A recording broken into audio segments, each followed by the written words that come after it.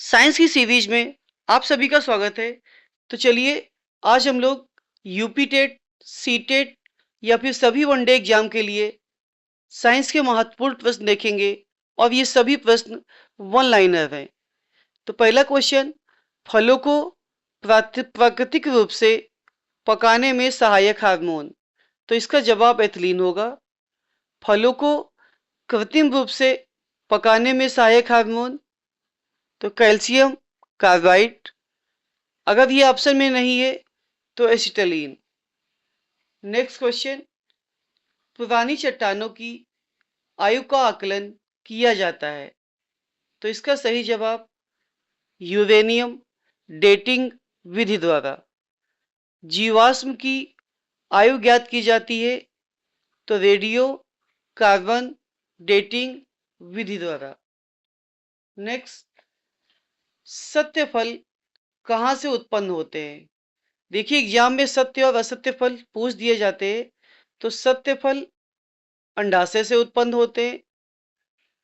शहद का मुख्य घटक क्या होता है। तो शहद का मुख्य घटक फ्रक्टोज होता है। पौधों का प्रजनन अंग क्या होता है। तो पौधों का जो प्रजनन अंग होता है वो फूल होता है। देखिए ये सभी वन लाइनर क्वेश्चन है। तो निश्चित तौर से 3 से 4 बार इस वीडियो को देखकर सभी प्रश्न याद कर लें। वहां सत्य फल पूछा था, यहां असत्य फल कहां से प्राप्त होता है। तो असत्य फल बीजांड से प्राप्त होता है। मस्तिष्क का सबसे बड़ा भाग, ये कई बार क्वेश्चन पूछा जा चुका है। तो मस्तिष्क का सबसे बड़ा भाग सेरेब्रम होता है। कोशिका का आनुवांशिक पदार्थ तो डीएनए को कहते हैं। प्रकाश संश्लेषण में ऑक्सीजन कहाँ से मिलती है। तो इसका सही जवाब जल से मिलती है। ब्रोंकाइटिस रोग से प्रभावित अंग आपको बताना है तो वो फेफड़ा होगा। निमोनिया रोग से प्रभावित अंग तो ये भी फेफड़ा। तो ये दोनों ही प्रश्न इंपॉर्टेंट। प्लाज्मोडियम परजीवी किसका है। तो ये मलेरिया रोग का है। मलेरिया का परजीवी वाहक क्या होता है। तो मादा एनाफ्लिज। प्रोटीन का पाचन कहाँ होता है। Most important question. तो जो प्रोटीन है इसका जो पाचन है ये छोटी आंत में होता है। गोबर पर उगने वाले कवक क्या कहलाते हैं।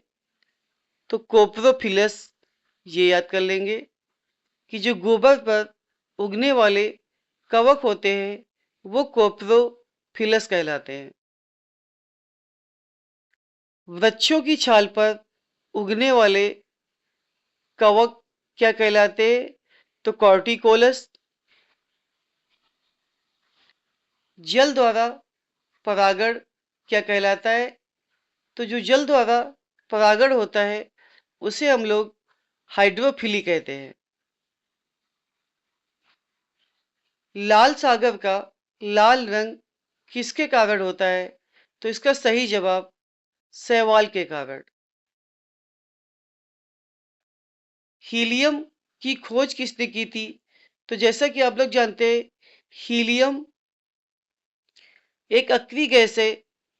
इसकी खोज किसके द्वारा की गई थी। तो लोकेयर द्वारा हीलियम की खोज की गई थी। देखिए इस स्लाइड में लगभग 50 क्वेश्चन रखे गए हैं। फिर से कह रहे सभी एग्जामों के लिए महत्वपूर्ण श्रृंखला, तो अंत तक बने रहें। तांबे का सत्व किसे कहते हैं। तो ये गंधक को कहते हैं। कौन सी धातु नाइट्रोजन में जलती है। कौन सी धातु नाइट्रोजन में जलती है। तो बिल्कुल आप लोग याद कर लेंगे कि जो मैग्नीशियम धातु होती है वो नाइट्रोजन में जलती है। तंबाकू की पत्तियों में पाया जाता है।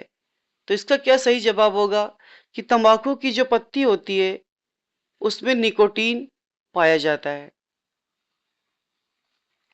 घाव का अध्ययन ये किस में करते हैं?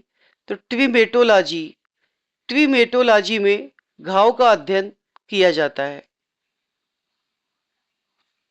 चाय में लाल रस्ट रोग किसके कारण होता है? तो चाय के लाल रस्ट रोग का जो कारण होते हैं वो हरे शैवाल होते हैं। नींबू का कैंकर रोग किसके द्वारा होता है? तो ये जीवाणु के द्वारा होता है। तो नींबू के कैंकर रोग का कारण जीवाणु है। पुरुषों की जो नसबंदी है वो क्या कहलाती है? तो पुरुषों की नसबंदी वैसेक्टॉमी कहलाती है। स्त्रियों की नसबंदी को क्या कहते हैं? तो स्त्रियों की नसबंदी को ट्यूबेक्टॉमी कहते हैं। तो पुरुषों की नसबंदी वैसेक्टॉमी, स्त्रियों की नसबंदी ट्यूबेक्टॉमी। त्वचा की जो ऊपरी परत होती है वो क्या कहलाती है? तो त्वचा की ऊपरी परत को एपिडर्मिस कहते हैं। ध्यान दीजिएगा, त्वचा की जो ऊपरी परत है उसे एपिडर्मिस कहते हैं।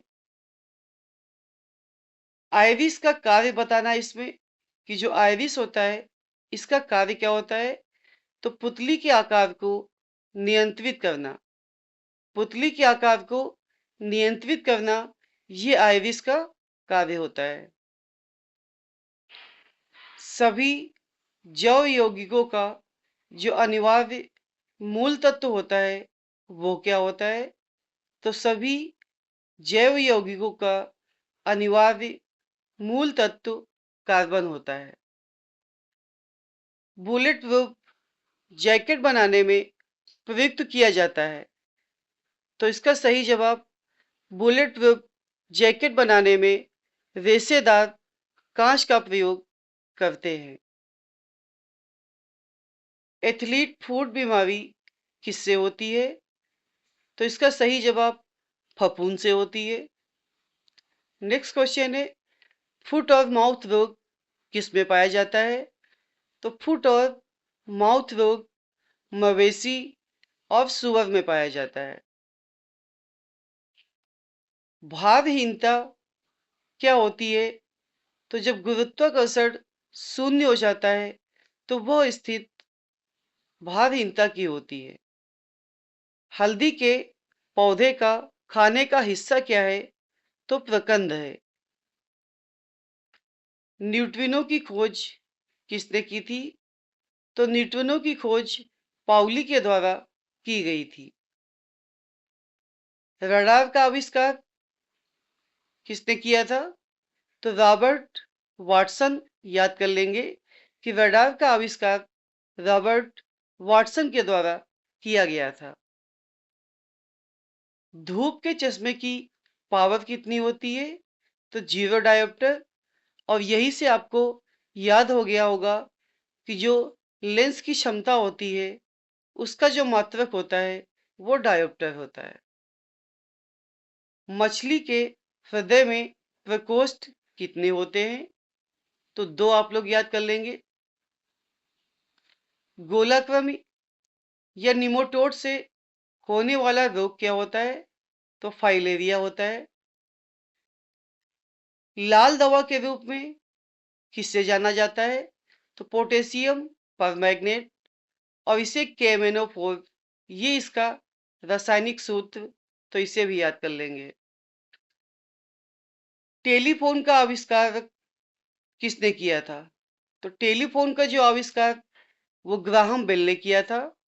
और इसकी ट्रिक क्या थी कि जब भी घर में टेलीफोन लगेगा तो उस घर में बेल बजेगी। तो उसी से हम लोग ग्राहम बेल याद कर लेंगे। बैटरी का आविष्कार किसने किया था? तो बैटरी आप लोग जानते होंगे 6 वोल्ट 12 वोल्ट ऐसे बैटरी आती है। तो जो वोल्ट है उसी से आप लोग याद करेंगे कि वोल्टा ने बैटरी का आविष्कार किया था। ज्योति तीव्रता का मात्रक बताना है, तो ज्योति तीव्रता का मात्रक कैंडिला होता है। तो इससे याद कर लेंगे कि ज्योति से आप लोग क्या मांगेंगे, कैंडल मांगेंगे, तो आसानी से याद हो जाएगा। ध्वनि तरंगे कैसी होती है, तो ध्वनि तरंगे अनुदैर्ध्य तरंगे होती हैं। प्रकाश तरंगे कैसी होती है, तो इस पे 4 ऑप्शन दिए हैं और इसका सही आंसर अनुप्रस्थ होगा। तो ये थे आपके साइंस के महत्वपूर्ण टॉप 50 क्वेश्चन। तो आप लोग इस सीरीज को लगातार देखते रहे और इससे अच्छे से अच्छे क्वेश्चन आपके सामने लाए जाएंगे। तो बने रहे चैनल के साथ और इस चैनल को लाइक शेयर सब्सक्राइब करें। धन्यवाद।